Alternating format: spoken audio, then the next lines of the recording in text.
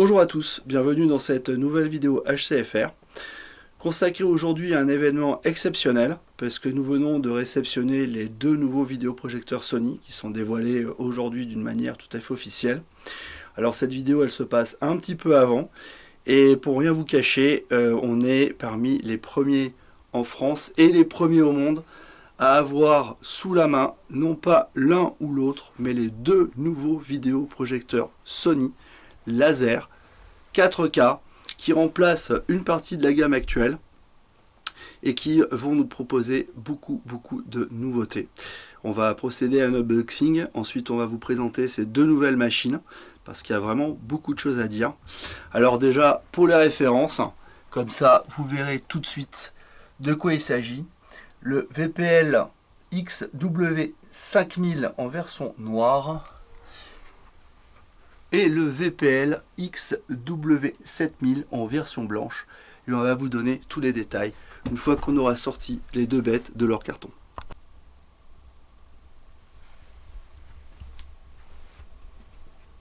Je suis très impatient de vous montrer ça. Là il va s'agir du VPL XW7000, donc la version haut de gamme de ces deux nouveaux vidéoprojecteurs Sony. Alors ce ne sont pas les conditionnements des produits finis puisque nous avons droit à des versions de pré-série puisque nous sommes parmi les premiers au monde à pouvoir tester ces machines. Et donc voilà la version la plus haut de gamme des deux, dans un carton qui à mon avis ressemble plus ou moins à ce qu'on va avoir dans la version définitive. Alors qu'avons-nous là dedans? Bien, on retrouve la télécommande Sony qu'on connaît déjà, donc on ne sera pas dépaysé. Ça veut dire qu'on a déjà pas mal de fonctionnalités qu'on connaît. Voilà, il y a un câble secteur pour les États-Unis, donc ce ne sera pas pour nous. Nous, on va brancher ça avec tout ce qu'il faut évidemment.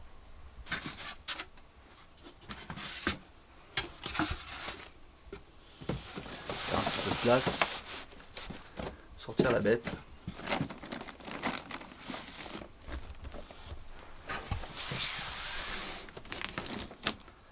Alors vous êtes prêts à découvrir avec nous ce nouveau vidéoprojecteur haut de gamme de chez Sony qui a priori va remplacer beaucoup de références puisque dans le nouveau line-up le 290 disparaît, le 590 disparaît, le 790 disparaît. Donc nous avons ici un vidéoprojecteur qui devrait remplacer le 790 sur une gamme tarifaire qui était équivalente en fait au moment de sa sortie, c'est-à-dire un petit peu en dessous des 14 000 euros. Bon, 13 999 euros pour être précis, ici en version blanche. C'est pas vraiment une version blanche, c'est une version légèrement nacrée. Là, on a un produit tout à fait nouveau, avec un nouveau châssis.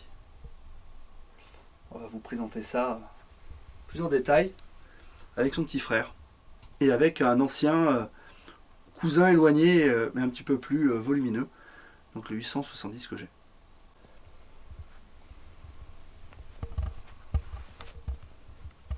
Là, nous allons découvrir avec vous, en avant-première, le VPL XW5000ES, donc la version entrée de gamme de ces nouveaux vidéoprojecteurs Sony, toujours laser et 4K natif.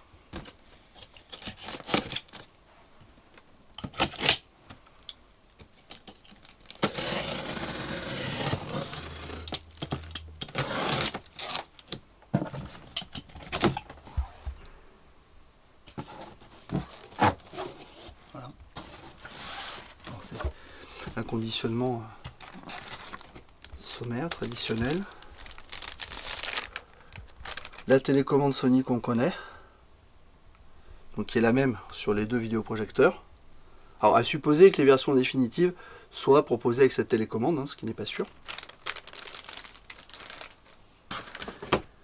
Le câble d'alimentation au format US, mais bon, ça c'est parce que c'est des versions de pré-série. Donc on aura dans la version définitive un autre câble plus adapté.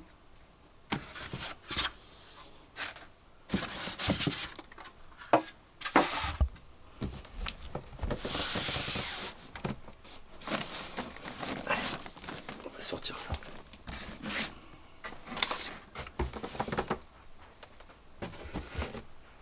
Voilà. Donc celui-ci est en version noire.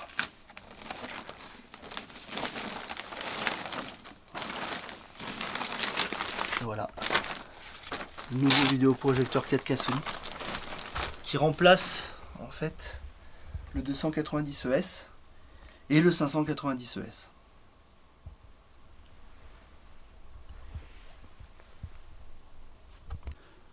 Alors voilà, nous avons sorti les deux nouveaux vidéoprojecteurs Sony de leur carton et je vous propose de les découvrir côte à côte, ce qui est intéressant puisqu'ils ne sont pas tout à fait pareils. On va rentrer dans les détails juste après et regarder un petit peu ce que ça donne par rapport à un 870 qui a le même châssis qu'un 760 ou un 790 ou un 890. On avait un vidéoprojecteur quand même très massif, plutôt lourd, c'est le moins qu'on puisse dire, et on passe à des vidéoprojecteurs qui sont beaucoup plus compacts, beaucoup plus légers, donc ça veut dire beaucoup plus facile à intégrer. Alors ça va s'expliquer parce qu'il y a beaucoup de différences techniques avec l'ancienne génération de vidéoprojecteurs Sony. On va rentrer en détail. Et je vais vous montrer un petit peu comment se passent les connectiques, les différentes particularités entre ces deux nouveaux vidéoprojecteurs et leurs différences, puisqu'évidemment, ils n'ont pas le même prix, ils n'ont pas les mêmes performances et ils n'ont pas les mêmes fonctionnalités. Alors comme vous avez pu le voir, il s'agit de deux vidéoprojecteurs qui utilisent un tout nouveau châssis. Et que ce soit le 5000 ou le 7000, les châssis sont différents. Ça veut dire que Sony a étudié véritablement deux nouveaux produits qui sont plus compacts, donc qui sont moins larges. Alors pour le 7000 ES, un petit peu plus profond que le 5000.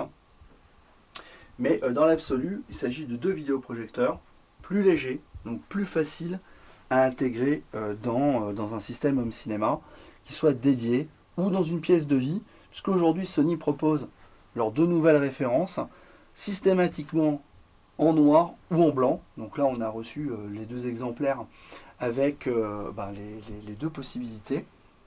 Alors Sony dit qu'il s'agit d'un blanc, mais c'est un petit blanc nacré quand même assez sympa, un petit peu blanc cassé. Donc ça sera très polyvalent et facile à intégrer et très peu salissant. Et le noir évidemment c'est un noir type satiné mat, très traditionnel, qui va convenir aux salles dédiées. Donc on peut l'avoir, on peut avoir le 7000 ou 5000, quel que soit le choix dans les deux couleurs.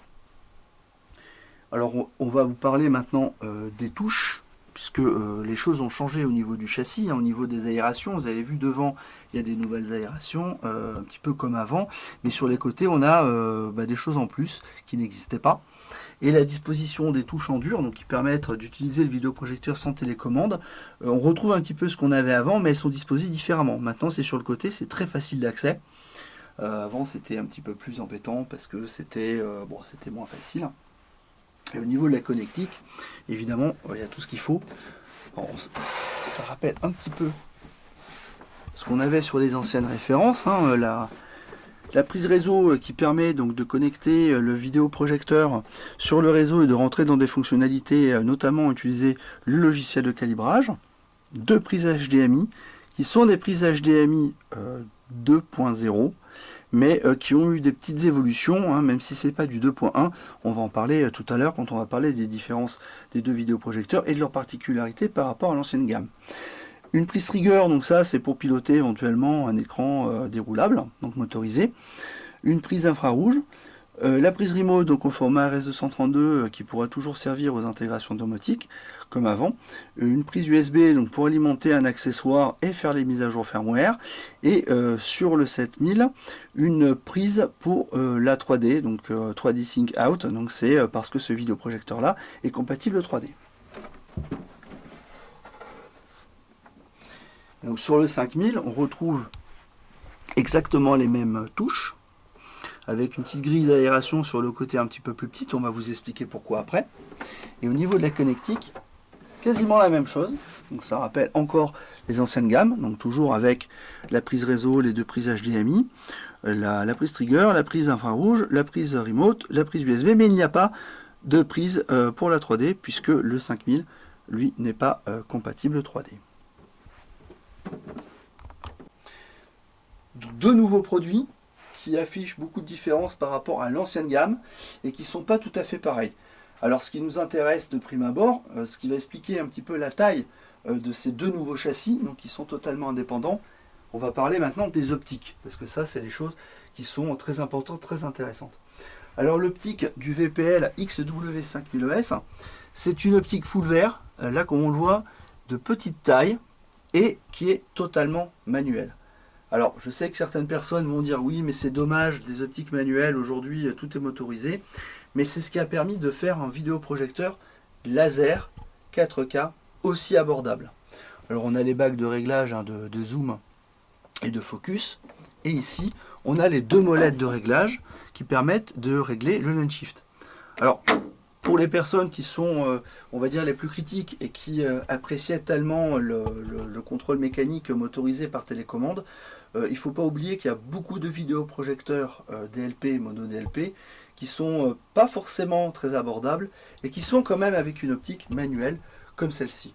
Mais là on a quand même gagné une optique full vert. Sur le 7000, je vais enlever le cache, comme ça on va découvrir cette nouvelle optique. On a aussi une optique full vert. Dans les deux cas de figure, il s'agit de nouvelles optiques qui ont été étudiées spécifiquement pour ces deux nouveaux vidéoprojecteurs.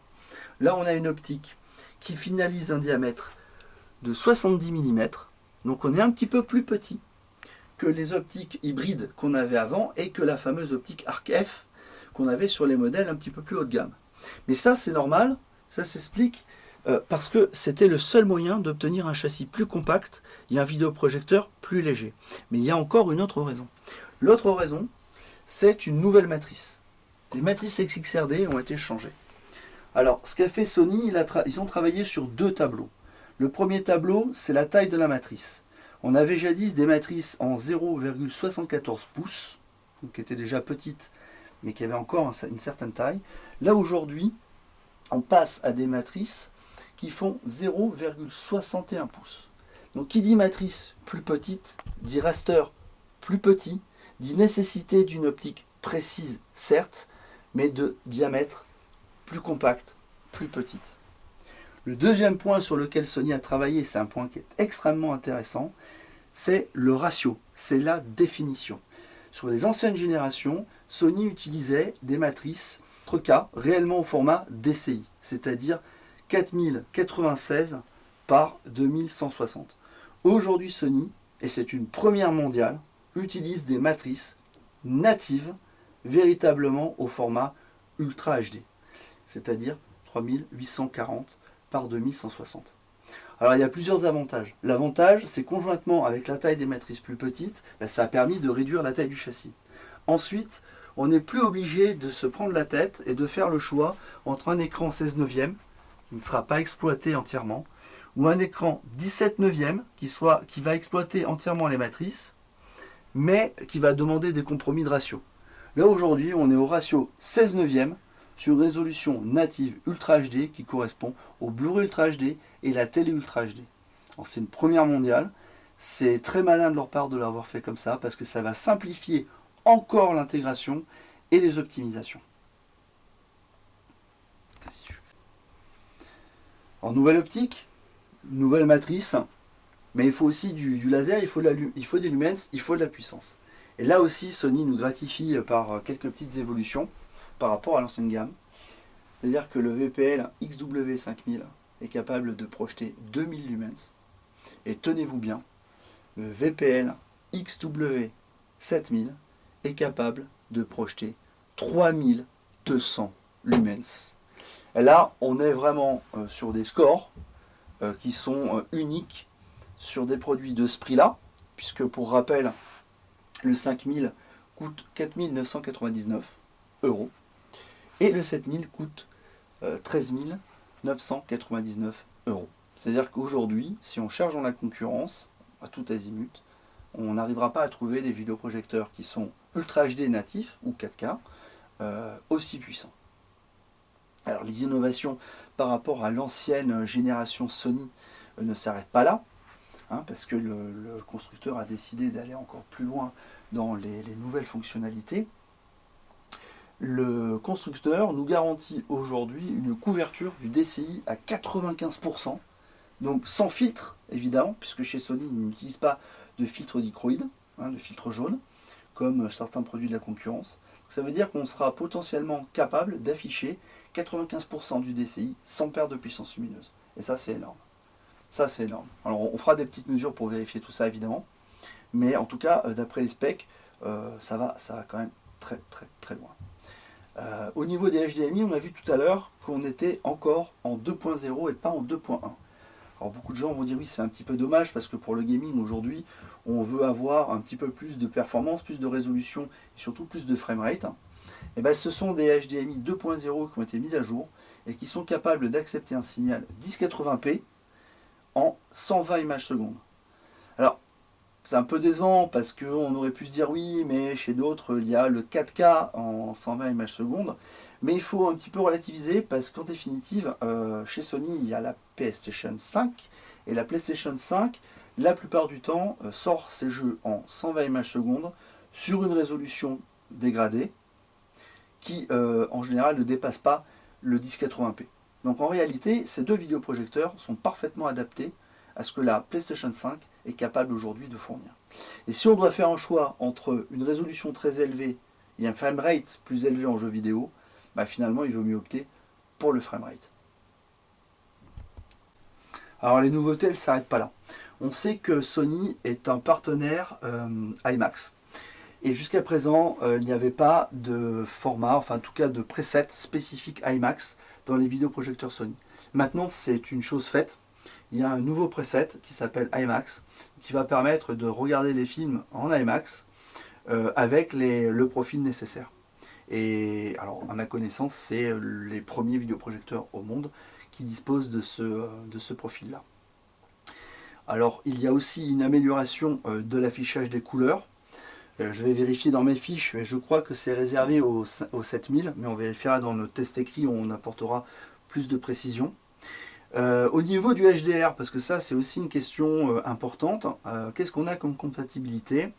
On est toujours compatible avec du HDR10 et le HLG. Et des améliorations du HDR. Alors, la puce qui est à l'intérieur de ces deux vidéoprojecteurs, c'est la X1. Mais c'est la X1 Ultimate pour vidéoprojecteur. C'est la même puce que l'on trouve dans le Supra haut de gamme GTZ 380.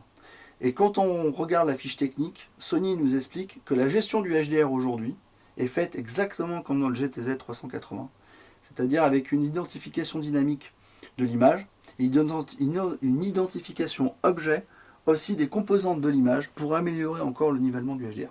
Ça veut dire que dans ces deux vidéoprojecteurs-là, en termes de technologie, on a ce que Sony fait de mieux en termes de traitement d'image sur les vidéoprojecteurs. Puisque le GTZ va rester dans la gamme, c'était un petit peu logique d'unifier un petit peu tout ça. Mais en tout cas, si on a vu tourner le 380, donc le GTZ 380, on se rend compte qu'à ce niveau-là, il y a énormément de différences, de progrès et de gains de performance par rapport à ce qui existe actuellement dans la gamme, dans la gamme 90, qui pourtant fait déjà des merveilles. Alors pour récapituler ce que ces nouveaux vidéoprojecteurs nous offrent par rapport à l'ancienne gamme, donc beaucoup de nouveautés, meilleur HDR, plus lumineux, optique full vert, nouvelle matrice, compatibilité 3D pour lui, pas pour le 5000, mais pour les deux, compatibilité IMAX, optique manuelle, optique toujours motorisée, dans les deux cas de figure, ce sont des nouvelles optiques, nouveau châssis, plus compact, plus facile à intégrer, plus lumineux, globalement moins cher finalement par rapport à leurs équivalents de l'ancienne gamme. Bon, on va regarder ça, on va les faire tourner, on va se faire plaisir et on va vous montrer par la suite les menus, différentes possibilités, tester du jeu vidéo, on va faire des mesures et le test écrit vous dira, j'espère, un maximum de choses parce que même si on a eu la primeur, quasi première mondiale, pour pouvoir bénéficier de ces deux nouveaux jouets, le temps sera court. Donc je vais faire le maximum et écoutez, vous découvrirez ça au fur et à mesure avec nous. Merci.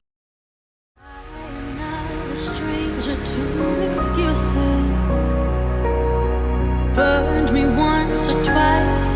I expect them